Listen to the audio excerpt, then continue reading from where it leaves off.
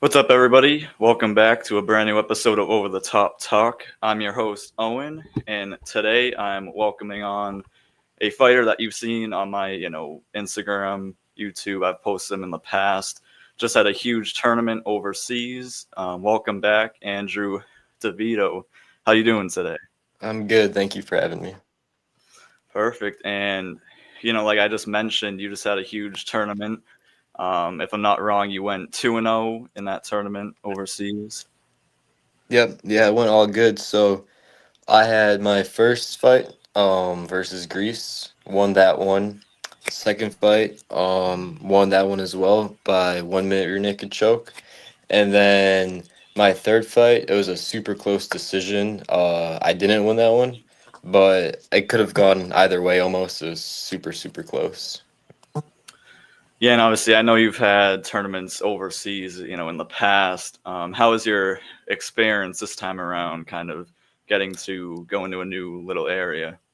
No, it was good. Probably the best tournament I've had so far, It was ran really well because I fought in Brazil in the past, but that organization might not be as, big. And so this one, it was ran by UWW, which is under the Olympics. So everything was smooth, professional, some really good high level athletes there. So overall, it was on time and can't really complain. It was good. And obviously, is there, you know, when you're going into a fight, is there a specific thing you want to utilize? Like, I know you have nice knees, you wrestle. Is there anything, that you utilize more than others? Yeah, probably my grappling, like that's what I started out with. I'm just now starting to develop, good striking. I was able to showcase that in my first fight, but I like back control, and my grappling, my jiu-jitsu. That's probably what my strong suit is. That's what I win most of my fights by, but I'm starting to add on my striking a lot more and feel more well-rounded now. Yeah, and obviously there's a lot of, improvement you can always have after these fights. What is like one thing you think you want to improve on, that you might have seen in your last fights? Yeah, I feel like the biggest thing, um my first fight I had, there wasn't too much to take away other than I had good striking. We didn't really hit the ground much. We were kind of reviewing that video, not much. Then my second fight, I finished him in a minute, so there wasn't too much footage to watch and look back on. But my third fight, that had the most scrambles, and the biggest takeaway I can take from that would probably just be takedown defense and get ups, because it was a very close fight, and I think I would have won if I was able to defend one or two more of his shots. So that's probably the biggest takeaway from this fight. And, just kind of in general, what's kind of your favorite thing about fighting? Probably the training camps and improving. Like the competitions are fun, but that's only like 1%. Like it's a super small part of the overall everything. So I'd say having like fight camps and improving and just learning more techniques. The fights are fun, but they don't take that much time. So the fight camps are what you're always doing. Yeah, and I remember last time I talked to you, you said you were fighting kind of what you walk around at. Was that kind Mm. of the same thing when it came to this tournament? Did you have to like was it hard to weight cut or did you just fight at your regular weight? Um, I cut from 50 to 45, so not really much of a cut. It was mainly just like a small change in diet and a super small deficit leading up to the fight. So not really much of a weight cut, just pretty natural weight. Natural, all right. And maybe what would you say is like the I know you're still young. What's the least favorite part about, fighting maybe? Probably the conditioning. It's never fun having to do those. They're necessary, of course, to have good cardio, but as good as it feels after the conditioning's done, dude, those workouts suck. So that's probably my least favorite part for sure. And, how do you kind of handle obviously trying to keep, friendships, relationships, and fighting? Like, how do you keep like an equal between the two of them? It's hard. Like, so when I'm in camp and so close to the fight, I'm like that's all I'm doing, you know, it's fighting. But now, like that, I'm done with the fight, so I'm spending this week now to kind of eat what I want and like actually hang out with friends more and stuff. But during fight camp, it's hard. So usually that like week after I'm done competing is when I kind of relax a little bit more. So yeah. And are there any fighters you kind of um, try to model your style with, or kind of look up to, I should say? Yeah, probably Charles Oliveira. I like him a lot. His grappling's really good. Muay Thai, everything. Um, that's kind of one fighter I look up to a lot. Watched a lot of his videos leading up to this fight. So it's probably one of my favorite fighters at the moment for sure. Yeah, and kind of how do your parents and family feel? Because I know you're young. How do they feel about you fighting at how old are you? 16, right? 16.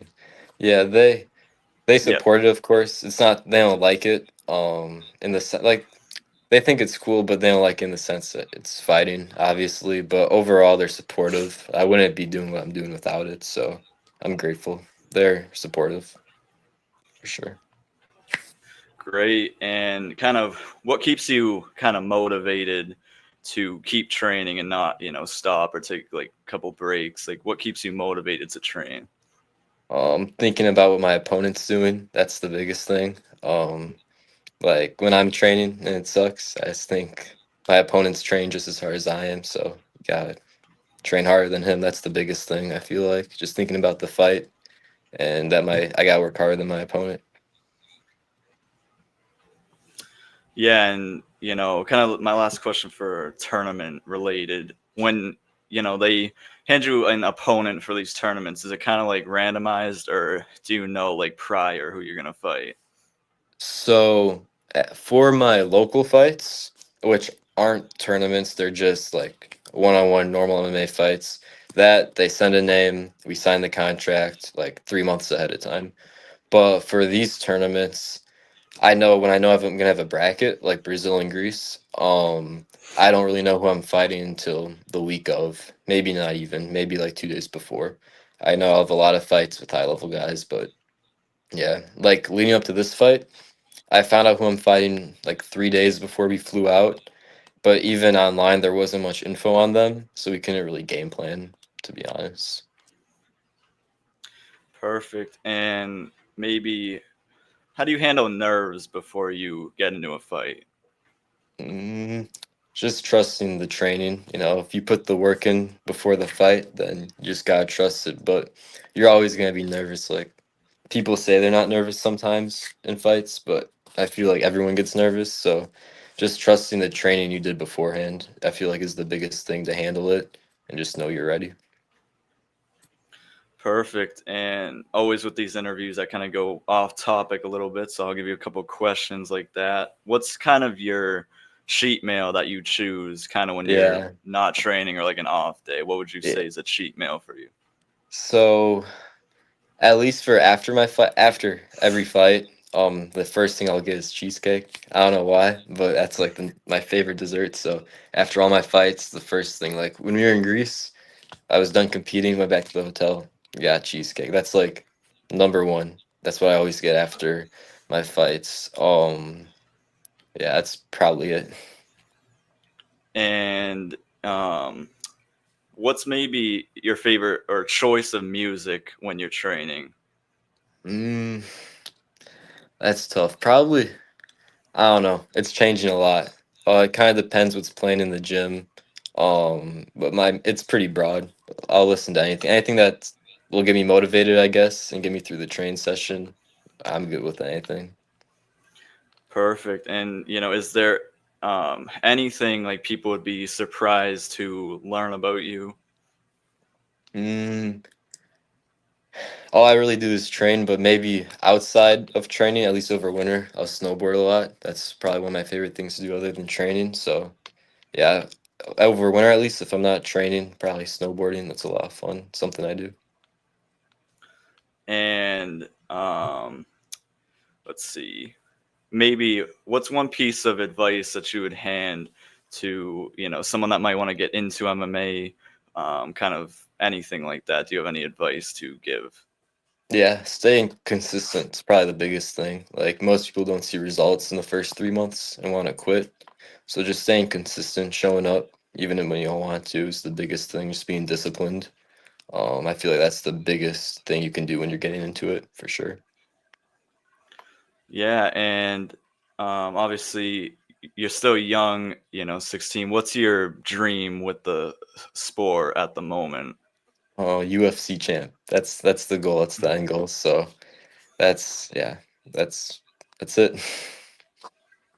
And my last question I kind of got for you, what are you looking to do next? Like, Yeah. maybe a time frame of when you want to fight next. So I'm looking to do a kickboxing fight in February locally in Milwaukee. That's the goal if we can find an opponent. From now until then, I'll do grappling jiu-jitsu tournaments locally every weekend if I can.